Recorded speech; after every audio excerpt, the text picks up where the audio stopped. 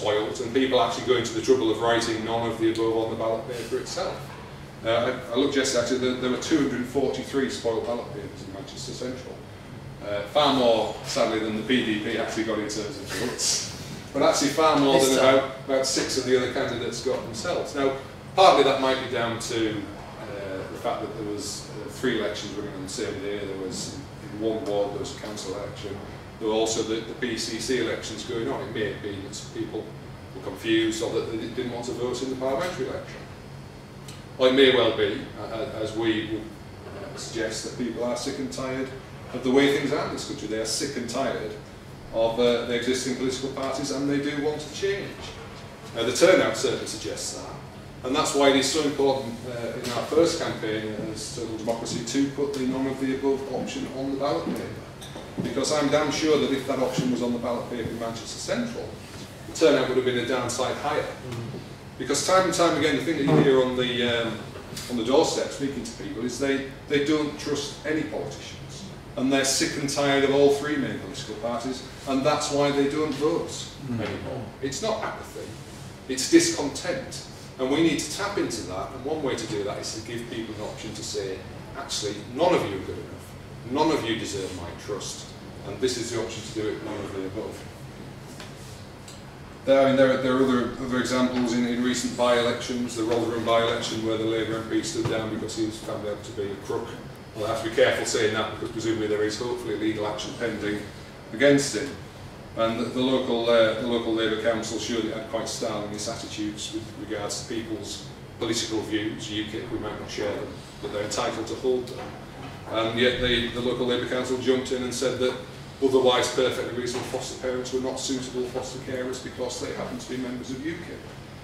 And yet, despite those Stalinist attitudes, despite the, again, very high levels of deprivation in Rotherham, again, they elected another Labour MP. And nothing changes. And that's what this campaign is about. It's about anything. It is about change.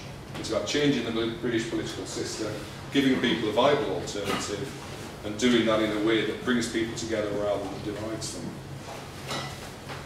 Because I think part of the problem is that the reason why there is such discontent rather than apathy from voters is that the main parties are now so very out of touch with the people of this country. That's partly why we chose the name the People's Democratic Party. We wanted to make the point that we're a party for the people and of the people. You did earlier call us the Popular Democratic Party by mistake. That was wishful thinking on your behalf. Well, we stayed clear. I thought it was a bit presumptive until we actually win some votes. But the point is, we need parties that do genuinely represent the people of this country. Because increasingly, when you look at the politicians that the 3 main parties put up for election, they are career politicians. They have never done anything other than politics. In the case of Manchester Central, the Labour candidate who was elected was formerly Ed Miliband's Chief of Staff. Another lifelong career politician. Another suit from Westminster. And more people are turned off politics. From my own personal experience, I have to confess I used to be a member of the Conservative Party, and I used to be Sorry? Most people mistake me for a policeman usually, but a Tory candidate could be a viable alternative. Yeah. But I was up until earlier this year a member of the Conservative Party, and I was an approved parliamentary candidate. And about 18 months ago I went through the process of being selected to be a Conservative Party candidate for Parliament. It is an incredibly expensive, it's an incredibly divisive exercise, but it's an exercise that puts all the control of selecting candidates in the hands of the party machine. And what you tend to find is that overwhelmingly the people who get selected for the best seats, the people who get on in the process, are career politicians and people with their own connections either in the party or socially.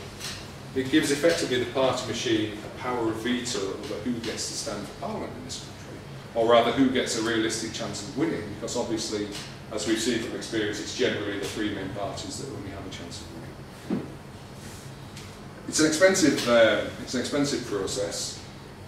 Once I was through the process and been selected as an approved parliamentary candidate, the demands placed on your time and your money are quite strong.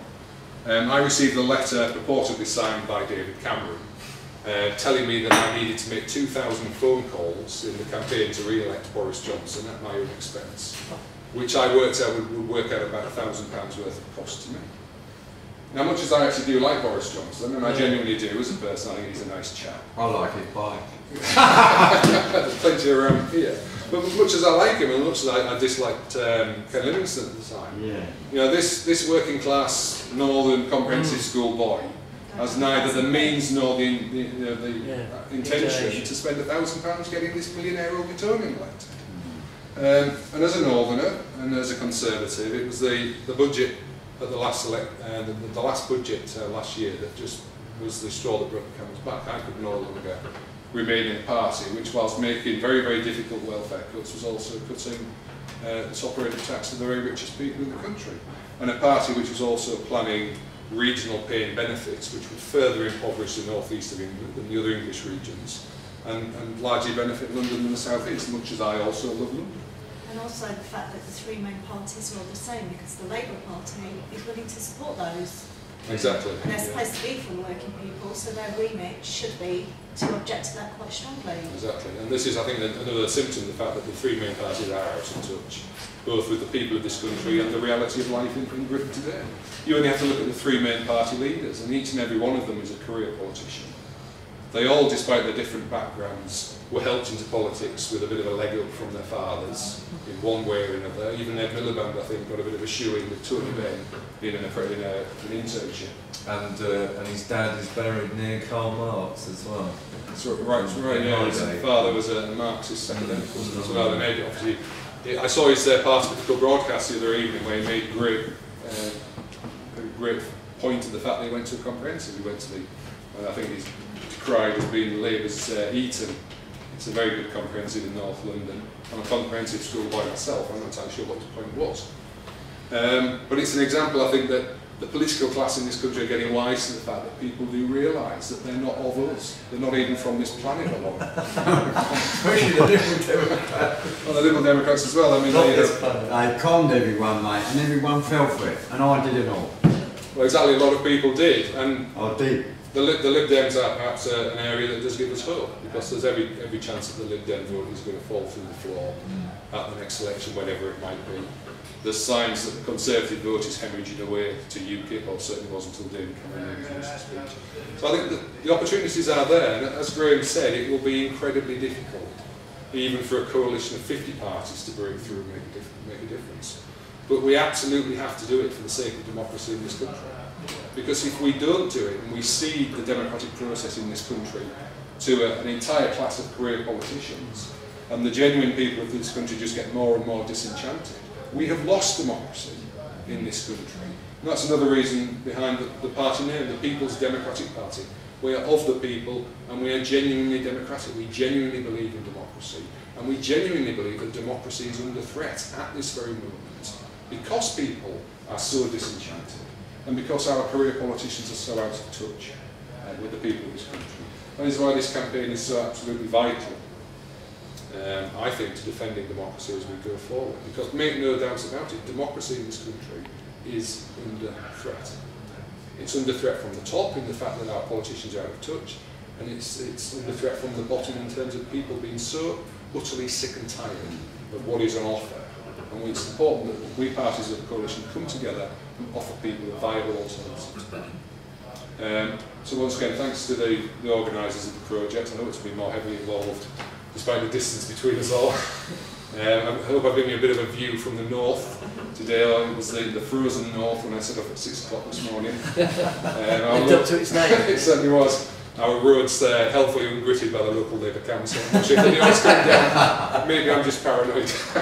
But once again, thanks to the organisers of today's events, to Graham and everybody else, and let's hope that the campaign can go forward. There's loads of people, but obviously they're kind of weird today. That's right. It's quite a lot of us. Everyone is very, very busy. We are all, as the point was made by Graham, we're all amateur politicians. We're not career politicians. It costs us money to be here. But this is such an important cause that we're happy to do that. Yes. Because it absolutely is a case of defending. You say it costs you money to be here? Not too much. I'll have a pint of beer.